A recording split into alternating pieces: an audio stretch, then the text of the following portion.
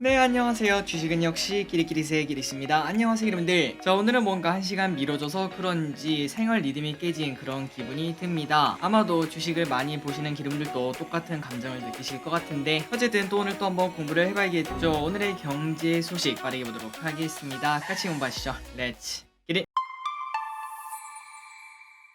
첫 번째 소식입니다. 오늘 제일 처음에 시작하자마자 하이닉스가 마이너스 10%로 시작을 했어요. 그래서 저기에서는 그걸 보고 이게 뭐야 무슨 일이야 하고 눈을 비볐는데, 그런데 그 이유가 있었다고 합니다. 한번 보도록 하겠습니다. 어제 미국에서 반도체 관련주가 급락을 했습니다. 그리고 그 이유는 마이크론이 감산을 결정했기 때문인데요. 시장에서는 내년 전망이 그만큼 안 좋다는 거야 라고 해석을 하면서 왼쪽에 보시다시피 마이크론이 무려 6.7%나 급락하는 걸 볼 수 있습니다. 다만 여기서 우리가 생각할 거는 당연히 장기적으로 보면은 무조건 호재라고 말할 수 있습니다. 이렇게 감산을 결정하게 되면은 공급 자체가 줄어들게 되고 수요는 꾸준하게 존재를 할 테니까 어느 순간 공급보다 수요가 많아진 현상이 나타나고, 그리고 그때가 바로 상승 사이클의 시작이라고 볼 수 있겠죠. 그리고 이러한 이유 때문에 사실상 지금까지 주가가 미리 빠진 바 있었고, 최근 들어 증시가 조금 반등하는 흐름을 나타냈었는데, 마이크론도 마찬가지고 우리나라도 마찬가지인데 거기에 대한 되돌림이 나오는 게 아니겠는가라고 볼 수 있겠네요. 어쨌든 길게 보면은 지금 이렇게 주가가 떨어질 때 분명 기회라고도 말할 수 있습니다. 다만 단기적으로는 시장이 악재로 해석해 오늘 아침에 하이닉스는 마이너스 10%로 시작을 했는데, 그런데 우리가 생각을 해도 마이너스 10%는 너무 했죠. 뭐 공장이 불이 났다거나 그런 악재도 아닌데 10%나 급락한 거는 뭔가 좀 과하다라는 생각이 드는데, 지금 소문으로는 누가 매도를 잘못 쳤다, 뭐 어떤 증권사에서 수량을 잘못 기입했다 이런 얘기가 돌고 있습니다. 그게 진짜인지는 오늘 저녁에 아마도 소문으로 확인할 수 있을 것 같은데, 어쨌든 지금 하이닉스는 마이너스 10%로 시작해 한 마이너스 3%이 정도까지 올라온 걸 체크할 수 있습니다. 그러니까 분명 오류가 있긴 있었다라고 볼 수 있겠죠. 어쨌든 이러한 이유 때문에 반도체 위주인 우리나라가 오늘 조금 빠지게 되고 코스피가 1% 정도 하락하고 있습니다. 다음입니다. 빈살만이 드디어 왔습니다. 시끌시끌했는데 결국 왔네요. 사실 빈살만이 중요한 게 아니겠죠. 이 사람 뒤에는 무려 670조 규모의 돈 보따리가 들어 있습니다. 그래서 단순히 그냥 우리나라 대통령이랑 만나고 끝이 아니라 우리나라 재계의 주인공이라고 볼 수 있겠죠. 그러한 회장들을 전부 다 만난다고 하는데, 이재용 회장, 현대차 회장, SK 회장, 하나솔루션 부회장, 두산 회장, DL 회장, CJ 회장, 현대중공업그룹 사장 등이 빈살만과 함께 오늘 오후에 티타임을 가질 예정이라고 합니다. 자, 그렇다면 도대체 어떤 곳에 수혜가 올지 한번 기대를 해봐야겠죠. 사실상 전부 다라고 볼 수 있습니다. 건설, 철도, 5G, 스마트시티, 로봇, 자율주행, 원전, 친환경, 이 모든 것들이 수혜가 될 수 있고, 하지만 이게 단기적으로 오는 건 아니겠죠. 그렇기 때문에 조금 길게 볼 필요가 있고, 실제로 어느 쪽에 진짜로 돈이 몰리는지, 테마주 말고 어떤 기업이 진짜로 수혜를 받을지 그런 것들을 공부할 필요가 있다고 생각합니다. 그리고 참고로 주식은 항상 뉴스에 팔아라 이 말 잊지 마시고요. 여러분들이 아마 알고 계실 거라고 생각합니다. 최근 들어 많이 올랐었던 한미글로벌 그리고 유신 이런 기업들이 근래에 많이 빠지는 모습을 나타냈고, 그리고 오늘 또 큰 폭으로 하락하고 있더라고요. 그러니 기분들 이러한 이벤트도 그렇고, 뭐 예를 들어 영화 개봉 아니면은 게임 출시일 혹은 대형 아티스트 컴백 이런 것들도 마찬가지로 그 전까지 주가가 미리 올랐으면은 항상 뉴스에 팔아라 흐름이 나온다는 거 잊지 마시기 바래요.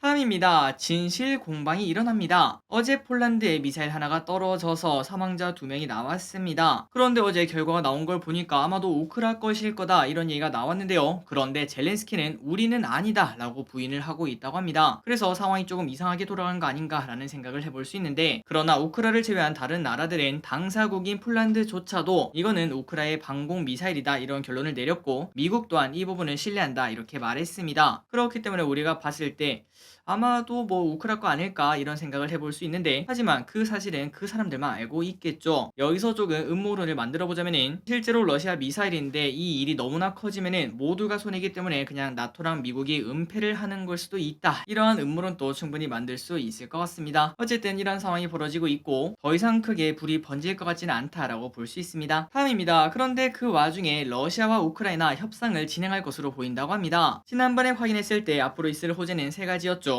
연준의 피복 기대감, 그리고 중국의 제로 코로나 정책 탈출, 마지막으로는 러시아와 우크라이나 협상이 있다고 했는데, 최근 들어 연준의 피복, 그 다음에 중국의 제로 코로나 정책 탈출 이 두 개 때문에 증시가 꽤나 올랐습니다. 물론 확실하게 나온 건 아니지만 기대감은 항상 먼저 반영하기 때문이죠. 그런데 이 와중에 마지막 호재인 우크라 협상도 진행될 것으로 보인다고 하는데요. 젤렌스키 대통령이 푸틴이랑 직접 협상 가능성을 제안을 했다고 합니다. 다만 여기서 우리가 조금 생각을 할 거는 당장 이렇게 모든 게 이루어지지 않을 겁니다. 협상을 하더라도 길게 갈 확률이 높은데요. 그 이유 중에 가장 큰 거는 우크라이나는 이때까지 뺏어간 영토 다 내놔 라고 말하고 있는데 러시아 입장에서 그럴 거면 뭐하러 전쟁했냐 라고 분명 말할 수 있기 때문에 이 부분을 정리하는 데는 꽤나 긴 시간이 걸릴 것을 우리가 쉽게 생각을 해볼 수 있습니다. 어쨌든 올해는 아니겠지만 그래도 내년 초반이 되었을 때 위 세 가지 기대감 이런 것들이 폭발하면서 증시가 쭉 올라가는 그런 흐름 나왔으면 좋겠네요. 다음입니다. 그런데 러시아도 그냥 배짱만 부리고 있을 수는 없다고 합니다. 러시아의 상황도 나쁘다고 하는데요. 러시아가 결국 2분기 연속 마이너스 성장을 기록해서 공식적인 경기 침체에 들어갔다고 합니다. 참고로 러시아는 서방의 경제 제재를 이미 받고 있으며 전쟁 동원령으로 수십만 명이 빠져나가 기업들은 인력난을 실제로 겪고 있다고 합니다. 그런데 정말 놀랍게도 누가 봐도 나쁜 상황 아니겠습니까? 하지만 그 와중에도 나름 선방했다 이런 평가가 있다고 하는데 그렇다면 왜 이렇게 잘 버티는가 봤더니 바로 에너지 가격 때문에 그렇습니다. 러시아는 에너지를 팔아서 먹고 사는 나라 중 하나인데 에너지가 비싸니까 러시아는 그 덕에 잘 버티고 있다고 볼 수 있겠죠. 하지만 이것도 단어 자체를 보면은 잘 버텼다지 성장을 하고 있다가 아니기 때문에 결국 러시아 경제도 내년부터는 문제가 생길 수밖에 없고 이 전쟁을 계속 끌고 나가면은 서방의 경제 제재 계속 나타나지 않겠습니까? 분명 안에서 무슨 일이 생겨도 생길 것이다 라는 이야기가 나온다고 합니다. 그렇기 때문에 러시아도 이제는 뭔가 마무리를 지어야 되지 않나 라고 볼 수 있겠네요. 다음입니다. 오늘 북한이 북한했습니다. 사실 우리가 북한 관련 소식을 볼 때마다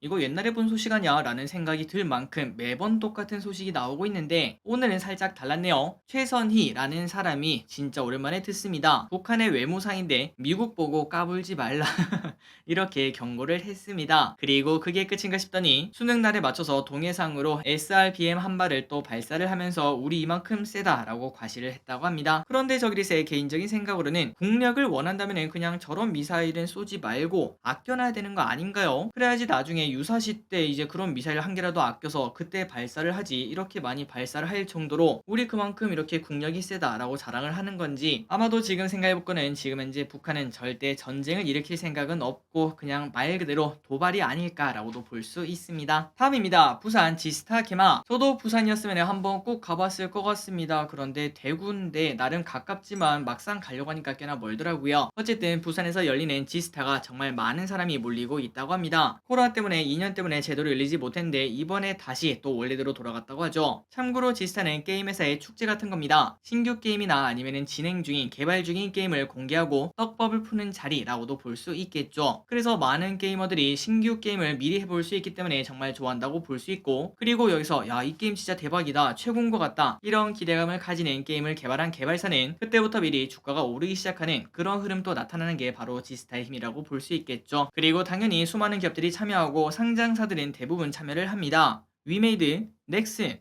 넷마블, 카카오게임즈, 크래프톤, 네오위즈 등 이렇게 많은 기업이 참여를 한다고 하고 그래서 그런지 오늘 게임주가 장이 안 좋은데도 선방하는 모습을 나타내고 있습니다. 그리고 참고로 오늘 게임주가 좋았던 이유는 이런 소식도 있었다고 합니다. 중국에서 게임 산업 육성의 필요성을 강조하는 논평이 나오면서 분명 작년에 게임은 질병이다 이런 얘기를 하면서 중국에서 게임을 탄압하지 않았겠습니까? 그런데 이제는 다시 또 살릴 수 있지 않겠나 규제가 좀 없어지지 않겠나 라는 기대감이 나온다고 합니다. 또 게임하면 우리나라 아니겠습니까? 여기서도 좋은 흐름이 꼭 나왔으면 좋겠네요.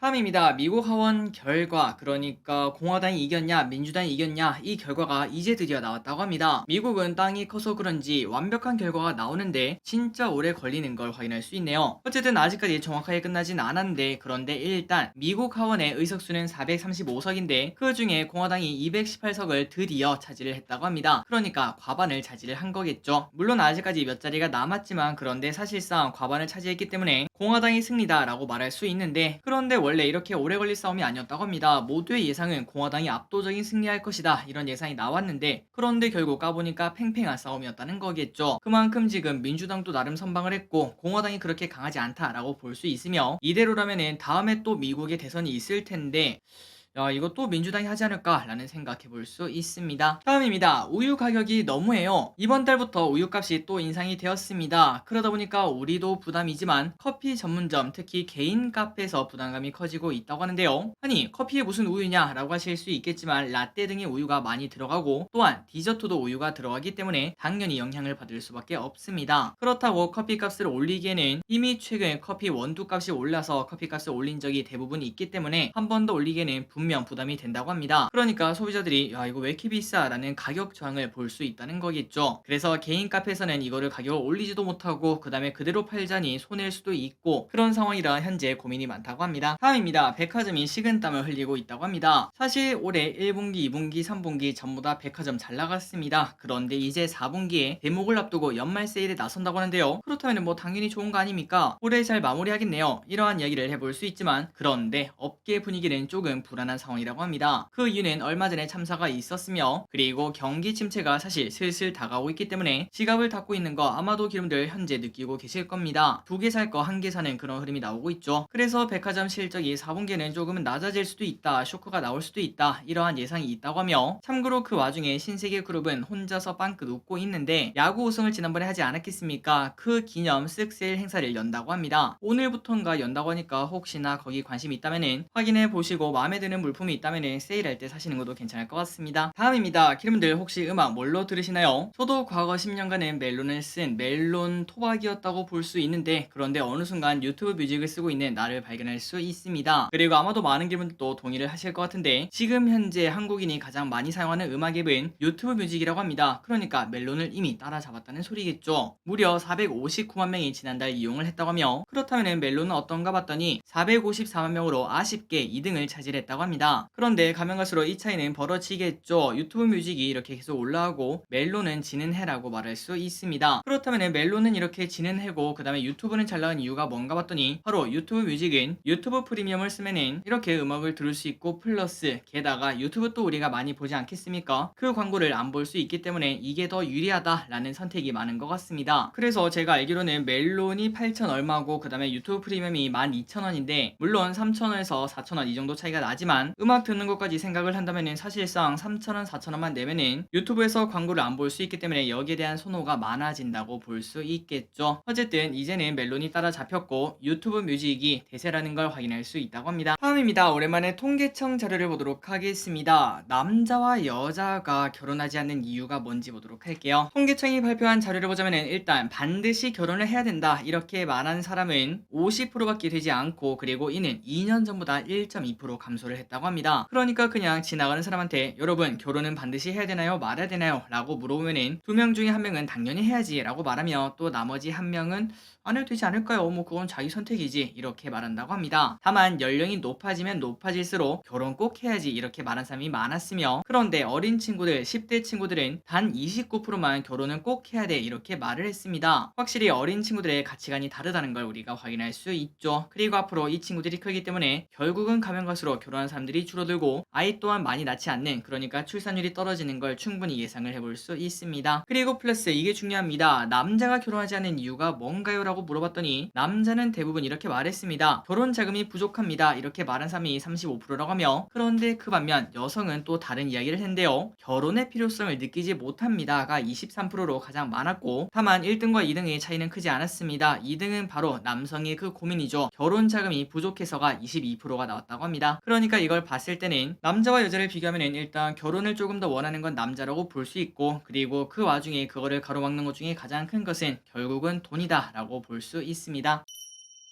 그렇다면 통계청 자료를 하나만 더 보도록 할까요? 바로 하위 20%만 소득이 감소했다고 합니다. 야, 이렇게 되면은 소득 양극화가 더 심화되는 거 아닌가 이런 생각이 들죠. 한번 보도록 하겠습니다. 소득을 전체적으로 봤을 때 전체적으로 3%가 증가를 했다고 합니다. 그러니까 대부분 소득이 3%가 증가했다는 소리겠죠. 그리고 가장 부유한 5분위 가구 소득은 말 그대로 상위 20%의 사람들은 3.7%가 증가를 했는데 그러니까 잘 살면은 잘 살수록 소득 증가율도 평균보다 더 높았던 걸 확인할 수 있습니다. 그런데 중요한 거는 하위 20% 1분위는 마이너스 1% 감소했다고 하니까 야 이건 좀 상황이 좀 심각한 거 아닌가 이런 생각을 해볼 수 있겠죠. 다만 이런 현상이 단기적으로 나타난 걸 수도 있다고 합니다. 그 이유가 뭔가 봤더니 보통 1분위는 정부가 지급하는 지원금의 영향이 큰데 소득이 적다 보니까 지원금 자체의 비중이 좀 크지 않겠습니까? 작년에는 뭐를 받았죠? 맞습니다. 코로나 국민 지원금을 여러 번 받았었죠. 그것 때문에 그때 당시는 조금 높았고 그런데 올해는 그게 사라졌기 때문에 소득 감소 현상이 나타난 것으로 식으로 풀이가 된다고 합니다. 그러니까 상위 20%와 하위 20%가 엄청나게 차이가 나는구나, 이거 진짜 난리 났다, 이렇게까지 생각할 필요는 없다는 소리겠죠. 그리고 이렇다 보니까 가계의 지출도 1분위, 그러니까 하위 20%는 가장 증가율이 낮은, 돈을 많이 못 버니까 당연히 쓸 돈도 없다고 볼 수 있겠죠. 가장 낮았다고 합니다. 다음 소식입니다. 수능에 관련된 이야기를 하나 볼까요? 수능 출제원은 39일이나 감금이 된다고 합니다. 우리가 가끔 듣던 수능 출제원은 감금되어서 출제한다, 이런 얘기를 들었었는데 항상 얼마나 감금되나 그게 궁금했거든요. 그런데 보니까 오늘 아직까지도 풀리지 않았고, 여러분들이 영상을 보셨을 때는 그때는 풀려 나왔을 것 같습니다. 오늘 5교시가 딱 끝나는 그 순간 39일 만에 나갈 수 있다고 하며, 그리고 문제 출제를 하러 이제 어디로 갈 때도 가족들에게 어디로 가는지 숨겨야 되며, 비밀 장소에서 모인 다음에 거기서 또 한 번 더 버스를 타고 또 이동을 한다고 합니다. 철저하게 비밀에 붙인다는 거겠죠. 또한 생활할 때도 전자기기를 사용할 수 없고, 그리고 배달 음식도 못 시킨다고 하고, 음식물 쓰레기도 그냥 막 버리는 게 아니라 보안 요원의 점검을 거칠 정도로 꼼꼼하고 숨막히게 컨트롤 한다고 합니다. 그리고 이러한 수능 출제원이 올해 무려 700명이나 된다고 하니까, 야, 수능이라는 게 진짜 엄청나게 중요한 시험이구나 라는 생각 분명 해볼 수 있습니다. 다음 소식입니다. 이 부분은 여러분들이 참고하시면 될 것 같습니다. 금리가 높아지니까 세금이 또 나올 수 있다고 합니다. 이게 뭔 소린가 봤더니, 금리가 높아지면 우리가 이자를 많이 받겠죠. 여러분들이 만약에 예전에 금리가 2%대 1000만원을 넣었다면 20만원을 이자를 받을 수 있는데, 그런데 지금은 5%를 준다고 하니까 정말 간단하게 생각을 해봐도 50만원을 받을 수 있습니다. 단 1년 만에 2.5배나 증가를 했죠. 그런데 여러분들 이거 알고 계신지 모르겠습니다. 금융소득 종합과세라는 게 있는데, 우리가 만약에 이자, 그 다음에 배당 이런 금액을 2천만원 이상 받는다면 거기서부터는 또 세금을 한 번 더 내야 됩니다. 물론 지금까지는 이자로 2천만원을 받는 사람은 그렇게 많지 않아서 과거의 금리가 2%일 때는 거의 10억이 있어야지 2천만원을 받을 수 있었습니다. 그러니까 사실상 받는 사람들은 거의 제한적이었다라고 말할 수 있는데, 그런데 지금은 금리가 급등하다 보니까 4억만 예금을 넣어도 과세 대상이 될 수 있기 때문에 지금 현금 부자분들의 고민이 많은 상황이라고 합니다. 물론 우리 입장에서는 이렇게 말할 수 있습니다. 하는 길이 나 그거 세금 내도 좋으니까 현금 4억만 줘봐.